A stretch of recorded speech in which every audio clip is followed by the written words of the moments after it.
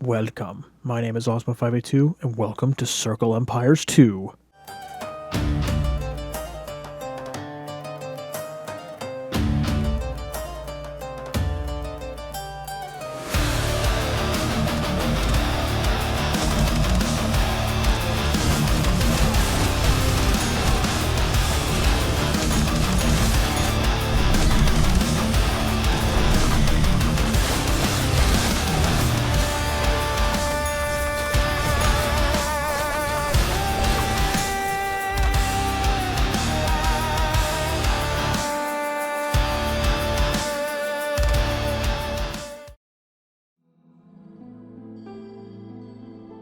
Well, hello, and welcome back to a What Matters review. And today we're reviewing Circle Empires 2, a small indie roguelike RTS game that packs a little bit more of a punch than it lets on. So let's jump straight into some of the cool features of this game. The first one being this game was relatively bug-free.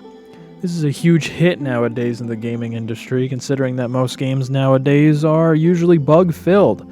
But in my experience playing this game, no bugs. Not one that at least I saw, so that's always a good sign. So to kick into the review, Circle Empires is a pretty basic game on the surface, but sometimes simplicity beats out complexity. The game has a few game modes: Imperial Conquest, Full Conquest, a Monster Hunt, the Daily Challenge, PvP, and you have the Pick 3, which is like a survival-esque game mode.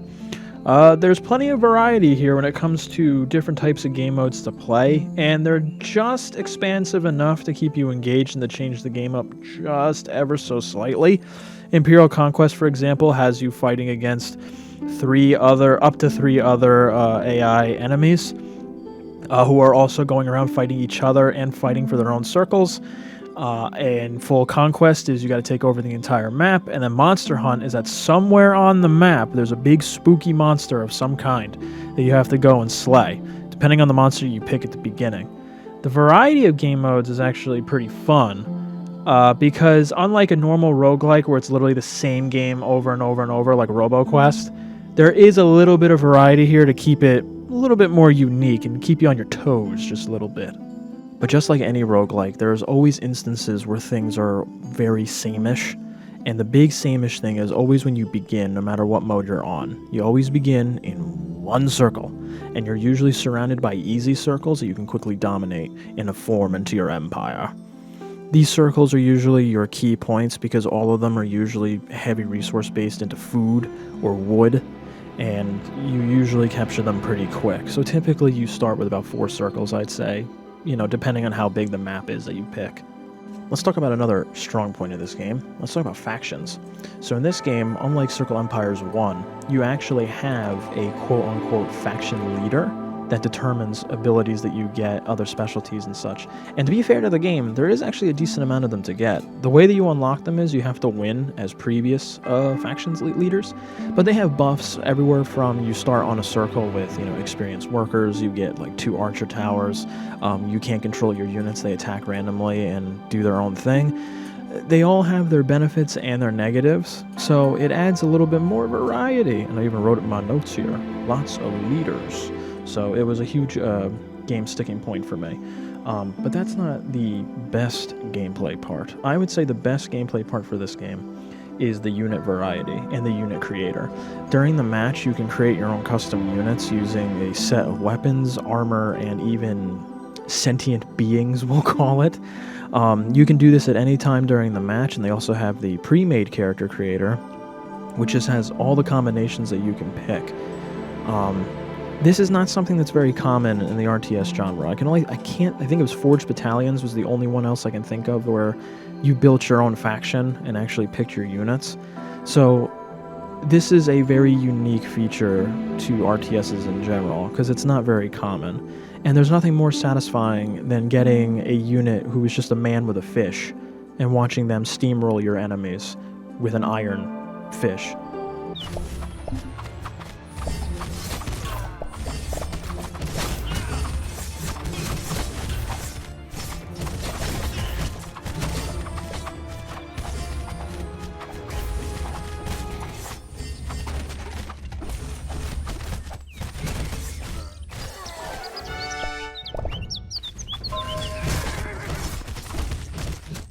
Anyway, let's move on. The biggest positive I will give this game is if you are new to the RTS genre somehow after all this time and you need a nice, easy game to ease yourself into the genre, this is it. This game doesn't have a lot of strategies that you need to worry about pulling off. The difficulty curve in this game is very low, and the learning curve of this game is extremely low as well. There's not complicated research systems like there are in Civilization where you gotta make sure you do it the right way to get the right stuff at the right time. All you have to do in this game is harvest wood, harvest food, and earn money, and then beat the ever-living crap out of your opponents. And that is the end of the strategy. The strategy guide is over. You can close the book. This game is very, very, very simplistic, and I think for the type of game it is a huge benefit to the genre, as I feel like a lot of RTSs these days want to be like Planetary Titans or like Supreme Commander, where the games are over-the-top complicated and over-the-top loaded with stuff to do, loaded with mechanics. There's just too much going on, but in this game, it's very easy to keep track of what's going on and just follow the motions and move through. But with that said, this game is not all sunshine and rainbows. To start with some of the negatives about this game, we were just mentioning how it's a benefit that you don't have to worry about the research system. And I say that with all honesty because you do not need to worry about the research system. Any match I played, I barely used it and was able to win every match on any difficulty that I played on. The research system is literally there to get in your way and waste resources, pretty much, because you don't need the benefits from it to actually realistically play this game. It's not impactful enough. So in my opinion, it wastes a little bit of your time because, again, like stated, there's no point in it being in the game. It shouldn't. A good research system should have impact. It should make you want to use it. It should make you have tangible benefits that actually can change the tide of the fight. In this game, there is no tangible benefit. You're better off just throwing people at your enemy as much as you can. Which brings me on to the second con. While I did mention again that it was good that, this game is nice and easy, there's not a lot of strategy, the problem is that the strategy always turns into the same thing. Zerg Rush. And that is all you have to do in this game, which is why the research system, in my opinion, doesn't benefit the game at all. The main strategy of this game is just to amass a massive army that is valued high in the damage it can output and just flood units at your enemies. Throw them. I will admit, it's very satisfying to watch a wall burst open and your units pour in like running water.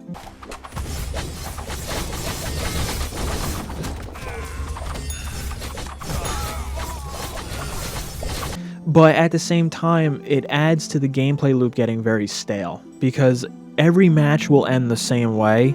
Whoever is going to win the match is just going to have a massive mob that is going to storm into every circle and just take it with little resistance, because there's just too many of them. And it doesn't matter what type of unit it is. I've played games where I've won with just groups of guys on horses with pikes. I've won games where it's just dudes with fish, and then dudes with clubs. And then I've had diverse armies with archers, swordsmen, and all the different races that can fight alongside each other. Does not matter, because the end strategy is just a massive Zerg pack.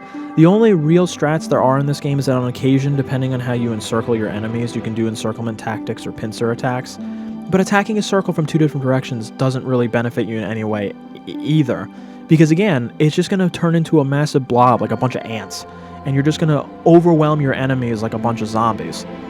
And then that's it. So in my opinion, that does knock the score down a little bit, because it makes the game much more, I guess I'd say, boring. Because I get it. Oops, I just hit my mic. I get it. It is a roguelike. It's the same gameplay over and over and over. But at least in other roguelikes like RoboQuest, with the randomized maps and the different types of enemy placement, the different weapons you can come across, in this one, every match is going to end the same way. Even when you play Imperial Conquest against the AI.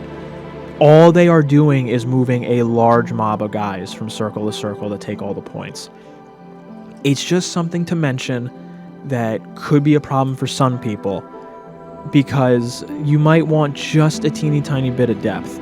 But in my opinion, it kills the depth a little bit. It's a well-made game, but the idea is that if every match is going to end the same way every time, it's got to be a little bit more diverse. Now again, this also could be down to player style.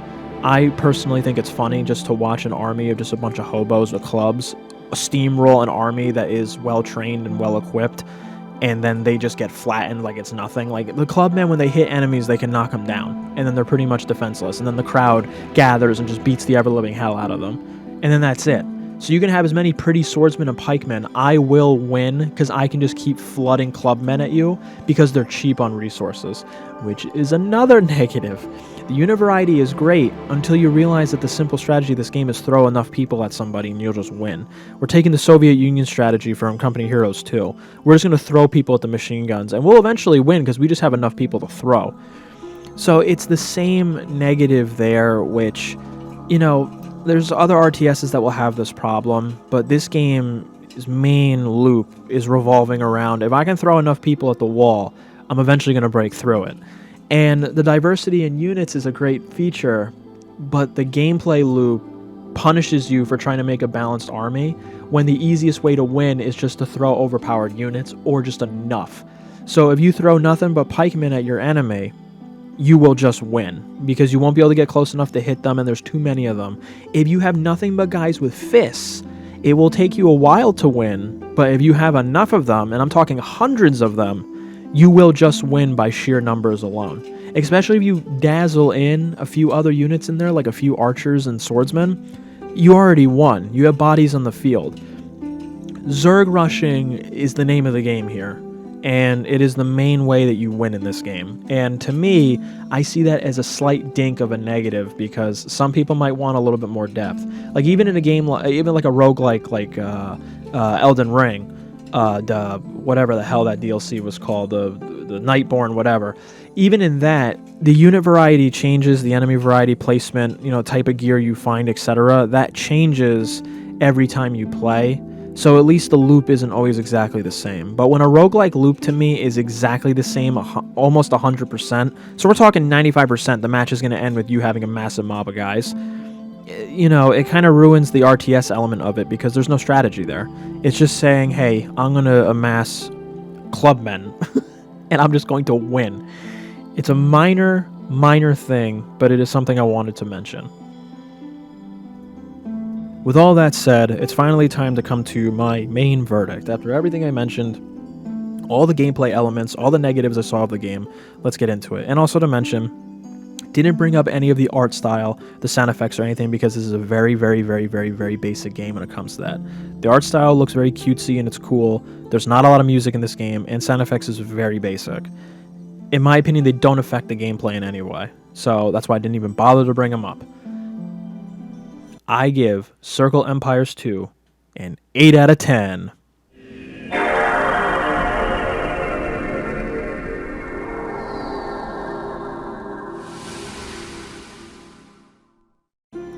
I gave this game an 8, and I feel pretty confident with that 8 rating, mainly because the game is dumb fun. I'll be 100% honest.